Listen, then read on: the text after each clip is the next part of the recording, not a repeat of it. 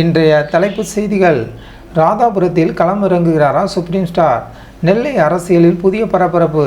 தமிழக அரசியல் தென் மாவட்டமான திருநெல்வேலியை மையப்படுத்தி ஒரு முக்கிய அரசியல் நகர்வு குறித்த தகவல்கள் தற்போது வெளியாகியுள்ளன. குறிப்பாக ராதாபுரம் சட்டமன்ற தொகுதியில் வரும் தேர்தலில் போட்டியிடப் போவது யார் என்பது குறித்த எதிர்பார்ப்பு அதிகரித்துள்ள நிலையில் அங்கு ஒரு நட்சத்திர வேட்பாளர் களங்காணப் போவதாக தெரிகிறது.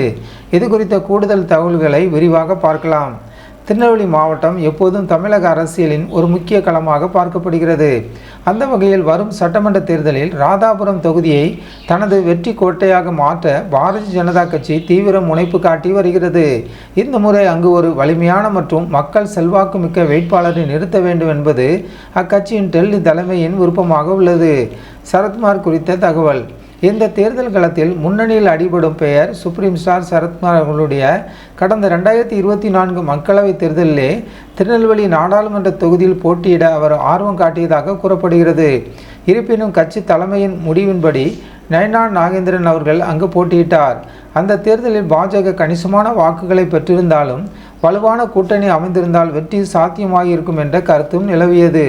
தற்போதைய சூழலில் ராதாபுரம் தொகுதியின் மீது சரத்குமார் அவர்கள் மிகுந்த ஆர்வம் காட்டி வருவதாக அரசியல் வட்டாரங்கள் தெரிவிக்கின்றன. தொகுதி மக்களுடனான தொடர்பு மற்றும் அவருடைய நட்சத்திர அந்தஸ்து ஆகியவை வெற்றிக்கு கை கொடுக்கும் என பாஜக நம்புகிறது.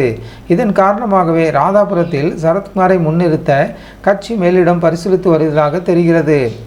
ராதாபுரம் தொகுதி பாஜக வசமாகுமா? சரத்குமாரின் அரசியல் பயணம் இந்த தொகுதியில் புதிய திருப்பத்தை ஏற்படுத்துமா என்பதை நாம் பொறுத்திருந்து தான் பார்க்க வேண்டும். ஜன்9 டிவி சேனலுக்கு புதியவராக இருந்தால் ஜன்9 டிவி சேனலை சப்ஸ்கிரைப் பண்ணுங்கள்.